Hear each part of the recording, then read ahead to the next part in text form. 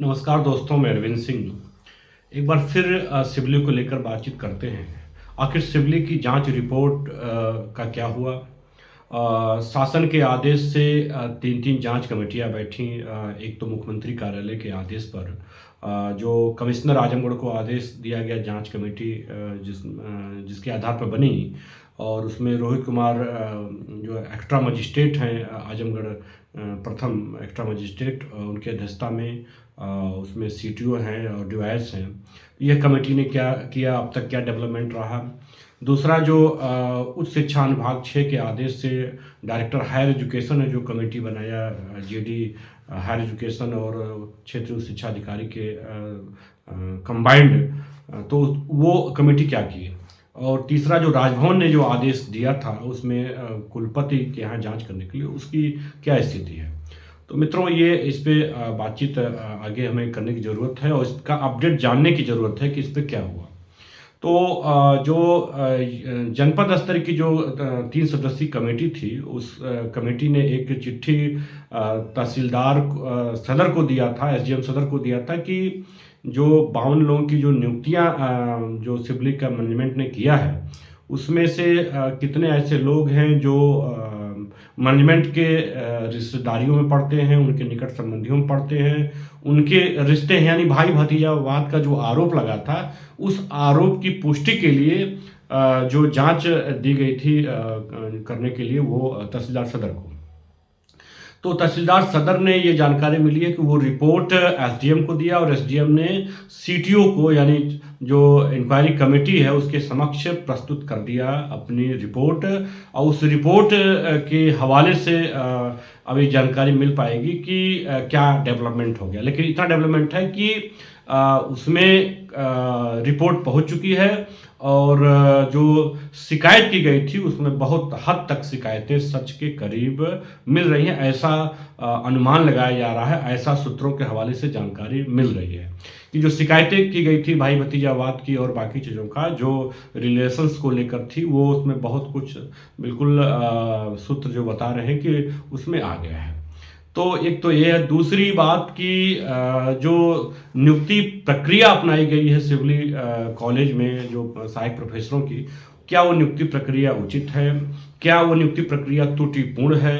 क्या इस नियुक्ति प्रक्रिया को जो युक्ति संगत होना चाहिए, जो नियमानुसार होना चाहिए, जो शासनादेश के अनुसार होना चाहिए, उसके अनुसार की गई? इस पे एक सवाल उठ खड़ा हुआ है। और ख़ास तौर पे जो 18 मई 2021 को एक आदेश स्वयं महामहिम राज्यपाल यानी महाराजा सुहेलदेव राज्य विश्वविद्यालय की कुलाधिपति या स्टेट यूनिवर्सिटी जितने भी हैं उत्तर प्रदेश के कुलाधिपति श्रीमती आनंदीबेन पटेल के हस्ताक्षर से जो आदेश जारी हुआ था, जो सर्कुलर जारी हुआ था, जो जिसपे ये कहा गया था कि जो यूपी स्टेट की जितने भी यूनिवर्सिटी हैं, चाहे वो प्राविधिक हों, चाहे वो कृषि के हों, चाहे वो चिकित्सा के हों, चाहे वो सामान्य विश्वविद्यालय हों, अब इसके अंतर्गत जो इनसे संबद्ध कॉलेज हो, चाहे वो अल्पसंख्यक कॉलेज हो या सामान्य कॉलेज हो या मेडिकल कॉलेज हो, जो भी इससे संबंध हो इन विश्वविद्यालयों से, तो वहां पर एक समान चयन प्रक्रिया लागू होगी। इन बातों को फिर से सुनिए कि एक समान चयन प्रक्रिया लागू होगी। उस समान चयन प्रक्रिया के माध्यम से ही चयन किया जाएगा। तो दोस्तों, वो समान चयन प्रक्रिया क्या है जो पूरे उत्तर प्रदेश के विश्वविद्यालयों पर एक साथ लागू हो रही है? और आज से नहीं, ये लागू हो रही 18 मई 2021 से। और इस आशय का आदेश उत्तर प्रदेश में जितने भी स्टेट यूनिवर्सिटी हैं सब जगह भेज दिया गया है। और वो आदेश भेजा गया है स्वयं महामहिम राज्यपाल या कुलाधिपति कह सकते हैं, उत्तर प्रदेश के विश्वविद्यालयों की जो कुलाधिपति हैं श्रीमती आनंदीबेन पटेल के हस्ताक्षर से वो भेजा गया। हुआ यूं दोस्तों कि एक शिकायत या बहुत सारी शिकायतें राजभवन में की गई थी कि जो अल्पसंख्यक कॉलेज हैं, जो अन्य कॉलेज हैं, जब अपने यहाँ नियुक्तियां करते हैं तो उसमें जो प्रक्रिया अपनाते हैं नियुक्ति की, उसमें बहुत सारी धांधली होती है, बहुत सारे नियमों को ताक पे रख के अपने चाहने वाले को, अपने पसंद के अध्यापकों को या स्टाफ को भर्ती की जाती है। तो इससे बहुत सारा असंतोष था, तो इसकी शिकायतें बहुत सारी हुई थी और ख़ास तौर पे विश्वविद्यालयों में भी। तो इसको लेते हुए जो आनंदीबेन पटेल यानी कुलाधिपति की अध्यक्षता में एक बैठक हुई और उस बैठक में कई विश्वविद्यालयों के वीसीज यानी कई विद्यालयों के कुलपतियों की एक बैठक कुलाधिपति की अध्यक्षता में होती है और उसमें निर्णय लिया जाता है कि समस्त उत्तर प्रदेश के समस्त विश्वविद्यालयों में एक समान चयन प्रक्रिया लागू हो। ऐसा नहीं कि कहीं किसी को अतिरिक्त अधिकार मिले, किसी को कम मिले, सब जगह एक समान चयन प्रक्रिया अडॉप्ट किया जाए। इस आशय की एक बैठक आहूत की गई और उसमें निर्णय लेने की कोशिश की गई। इस बैठक के में जो निर्णय लिए गए उसमें सारे विश्वविद्यालयों पर वो निर्णय बिल्कुल बाध्यकारी है, बिल्कुल लागू होते हैं और समस्त विश्वविद्यालयों ने उसको लागू भी किया है, चाहे वो सामान्य विश्वविद्यालय हो, चाहे अल्पसंख्यक महाविद्यालय हो, चाहे अन्य शैक्षणिक स्तर की कोई भी संस्था हो, सब पे लागू होती है। उसमें ये तय किया गया था कि जो चयन प्रक्रिया होगी उसमें बाकायदा जो अभ्यर्थी होगा, अभ्यर्थियों की चयन प्रक्रिया में पारदर्शी पूर्वक चयन करने के लिए उसका मतलब एक लिखित परीक्षा उसकी होगी 40 नंबर की, इंटरव्यू होगा और एक विषय के सापेक्ष 10 व्यक्तियों को, 10 अभ्यर्थियों को बुलाया जाएगा, उनकी शॉर्ट लिस्टिंग होगी और बेकायदे जो एपीआई है उसको ध्यान दिया जाएगा, जो स्कोरिंग है, बेसिक स्कोरिंग है उसको ध्यान दिया जाएगा, यानी हाई स्कूल में, इंटरमीडिएट में, स्नातक में या पर स्नातक में आपके मार्क्स कितने हैं, हर मार्क्स पे नंबर निर्धारित है, कितने परसेंट मार्क्स पे कितने नंबर मिलना है। अगर आपके रिसर्च पेपर प्रकाशित है तो वो एपीआई में आएगा। तो इस तरह से अलग अलग विषयों को लेकर, अलग अलग गतिविधियों को लेकर जो शैक्षणिक गतिविधियां चलती हैं जिसमें मार्क्स मिलते हैं, जिसपे आप किसी संगोष्ठी में, किसी राष्ट्रीय सम्मान में पार्टिसिपेट करते हैं उसमें मार्क्स मिलते हैं। तो इन सारे मतलब एकेडमिक जो एक्टिविटीज़ हैं उन पे मार्क्स मिलते हैं। तो ये सारा जोड़ के एपीआई बनाई जाती है, आपकी बेसिक स्कोर को देखा जाता है, प्लस आपके द्वारा जो आपने पीएचडी किया है, नेट किया है, जेआरएफ किया है, उसमें आपको मार्क्स निर्धारित है। जैसे पीएचडी के लिए मान लीजिए 25 नंबर निर्धारित है। तो ये अलग अलग चीज़ों को लेकर मार्क्स निर्धारित है। ये मार्क्स सब लेने के बाद जो आपका ग्रांड टोटल आता है तो उस पर शॉर्ट लिस्टिंग करने के बाद एक अगर पद है तो उसके मुकाबले 10 लोगों को ये कह सकते हैं कि कॉल किया जाता है कि आपका इंटरव्यू होगा।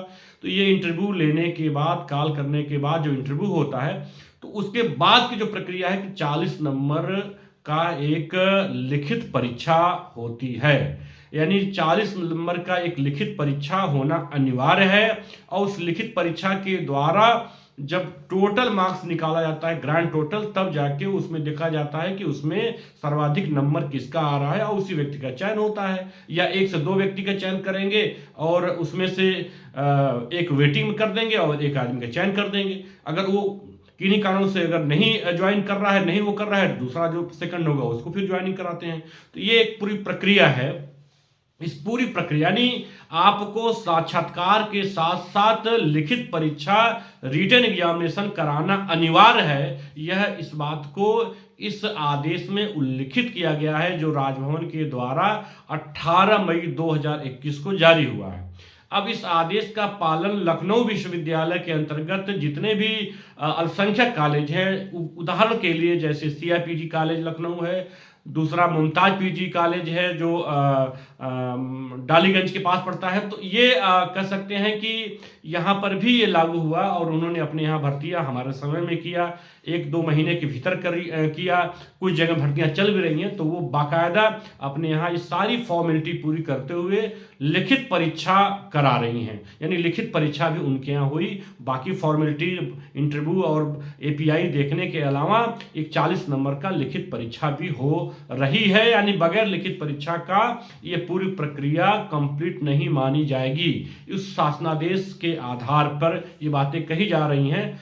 दूसरी बात है कि लखनऊ विश्वविद्यालय के अंतर्गत ये चीजें तो हो रही हैं, साथ में कानपुर विश्वविद्यालय जो छत्रपति साहू जी महाराज कानपुर विश्वविद्यालय कानपुर है, उसके अंतर्गत जो अल्पसंख्यक कॉलेज है वहां पर भी यह नियम लागू है कि जो अल्पसंख्यक कॉलेज हैं वो भी अपने यहाँ जो भर्तियां कर रहे हैं वो भी अपने यहाँ लिखित परीक्षा करा रहे हैं, एपीआई देख रहे हैं और बाकायदा उसके बाद इंटरव्यू कर रहे हैं। टोटल ग्रैंड टोटल करने के बाद जो आता है उसके हिसाब से वो पूरी चार्टिंग करते, पूरा चार्ट बनाते हैं। तो एक एग्जाम्पल के तौर पे हम बता दें आपको कि जो वहाँ कानपुर विश्वविद्यालय के अंतर्गत एक अल्पसंख्यक कॉलेज है क्राइस्ट चर्च कॉलेज, तो क्राइस्ट चर्च कॉलेज में भी ये बाकायदा 40 नंबर का लिखित परीक्षा हुई है, उसके बाद ग्रैंड टोटल बनाया गया और ये प्रक्रिया अपनाई गई। तो दोस्तों ये कहने का आशय ये है कि जब दो विश्वविद्यालय या प्रदेश के सभी विश्वविद्यालय में लिखित परीक्षा कराना अनिवार्य है सहायक प्रोफेसर की भर्ती के लिए, तो चाहे वो सामान्य विश्वविद्यालय हो, चाहे वो चिकित्सा के विश्वविद्यालय हो, तकनीकी विश्वविद्यालय हो, चाहे किसी विश्वविद्यालय, तो फिर महाराजा सुहेलदेव राज विश्वविद्यालय आजमगढ़ पर यह नियम कैसे लागू नहीं होते हैं, यह एक बहुत बड़ा सवाल है। क्या महाराजा सुहेलदेव राज विश्वविद्यालय उत्तर प्रदेश से बाहर है? क्या उत्तर प्रदेश का कानून उस पर लागू नहीं होता है? क्या महाराजा सुहेलदेव राज विश्वविद्यालय के ऊपर राजभवन का कोई नियम लागू नहीं होता है? क्या महाराजा सुहेलदेव राज विश्वविद्यालय राजभवन की पकड़ से, कुलाधिपति से ऊपर हो गया है? तो अगर नहीं हुआ है तो फिर कैसे 18 मई 2021 का आदेश, राजभवन का जो आदेश है जो सारे विश्वविद्यालय पर प्रभावी है, बाध्यकारी है, यहाँ पर लागू नहीं होता? और यदि लागू होता है तो सिबली नेशनल पीजी कॉलेज में सहायक प्रोफेसरों की जो भर्तियां हुई हैं, जो 55 के खिलाफ भर्तियों का आरोप लगाया गया है शिकायतकर्ताओं के द्वारा कि भाई भतीजावाद, अनियमितता और धांधली के आधार पर किया गया है, उसमें अपने लोगों को खुश करने के लिए किया गया है, तो उसमें जो आरोप लगा है खासतौर पे वीसी के खिलाफ भी आरोप लगा है, शिकायत की गई है, जिसमें वीसी और प्राचार्य के संबंधों का भी हवाला दिया गया है कि आपस में मिलकर लोगों ने बंदरबाट किया है नियुक्तियों में। तो ये बात अब जाहिर हो जा रहा है कि जब आपके यहाँ भी वो नियम लागू होते हैं और बाध्यकारी होते हैं तो आपके यहाँ कैसे आपको छूट मिल गई कि आप लिखित परीक्षा नहीं कराएंगे, केवल आप साक्षात्कार के आधार पर भर्ती करेंगे। आप बिल्कुल ये नहीं कर सकते हैं कि आपके यहाँ पहले से ऐसे होते आया है इसलिए हम आगे भी करेंगे। पहले से होते आने से नियम चूंकि बदलते रहते हैं, नियम काल परिस्थिति देश के हिसाब से नियम बदलते रहते हैं, हर साल जो अमेंडमेंट होता है नियम बदलते रहते हैं, तो वो नियम सब पे लागू होता है चाहे वो कहीं के भी कॉलेज हो। तो जब उत्तर प्रदेश के अन्य अल्पसंख्यक कॉलेजों में ये लिखित परीक्षाएं हो रही हैं तो सिवली नेशनल कॉलेज में ये लिखित परीक्षा क्यों नहीं होगी, एक सवाल है। अगर नहीं हुई है तो नियुक्ति की जो ये प्रक्रिया है अपूर्ण है, ये पूरी तरह से जो नियमानुसार नियम संगत नहीं कही जाएगी, क्योंकि आधे अधूरे नियम से कोई भी नियुक्ति पूर्ण नहीं मानी जा सकती है। क्योंकि जब लिखित परीक्षा ही आपने नहीं कराया, केवल इंटरव्यू के आधार पर ही आपने चयन किया, तो आपने राजभवन के आदेशों का उल्लंघन किया और आपने जो शासनादेश है उसका उल्लंघन किया। यह एक तरह से अनुशासनहीनता है, यह एक तरह से नियमों की अवहेलना है। और ख़ास तौर पे कुलाधिपति जिसके अंतर्गत ये विश्वविद्यालय आता है, महाराजा सुहेलदेव राज विश्वविद्यालय, और जिसके द्वारा संबद्ध है ये सिबली नेशनल पीजी कॉलेज, तो अगर यह प्रक्रिया अधूरी है तो यह ऐसे ही समझ सकते हैं कि जब पूरी अधूरी प्रक्रिया से अगर कोई भी चयन किया गया है तो वह पूर्ण नहीं माना जा सकता है, और इस पूरे प्रक्रिया के द्वारा जो चयन किया गया है वह नल एंड वाइड हो सकता है, वह पूरी तरह से विध शून्य माना जा सकता है और माना जाएगा। अगर मुझे लगता है कि इस नियम के आलोक में, इन नियमों के आलोक में देखा जाए तो, जबकि ठीक इसी समय जो अन्य जो महाविद्यालय हैं वो अल्पसंख्यक महाविद्यालय, अल्पसंख्यक डिग्री कॉलेज है, चाहे वो सिया पीजी कॉलेज हो, चाहे मुमताज पीजी कॉलेज हो, चाहे क्राइस्ट चर्च कॉलेज कानपुर ही क्यों न हो, यहाँ पर लिखित परीक्षाएं हो रही हैं। इसका मतलब है कि सिबली कॉलेज में लिखित परीक्षा करना होना यह कहीं न कहीं से जो शिकायतकर्ताओं की शिकायत है, जिस तरीके से आरोप लगाया गया है, वह उस आरोप में कहीं न कहीं से उस पर एक बल मिलता है और कहीं न कहीं वो सच के करीब आता दिख रहा है दोस्तों। तो दोस्तों, क्या सिबली की जो नियुक्ति प्रक्रिया है वह कैंसिल हो सकती है? क्या सिबली कॉलेज के जो भर्ती प्रक्रिया है वह पूर्ण मानी जाएगी? यह एक सवाल है और इस तरह के सवालों को सुनने के लिए, देखने के लिए शार्प रिपोर्टर को सब्सक्राइब करिए, हमें लाइक करिए और शेयर करना बिल्कुल मत भूलिए। धन्यवाद।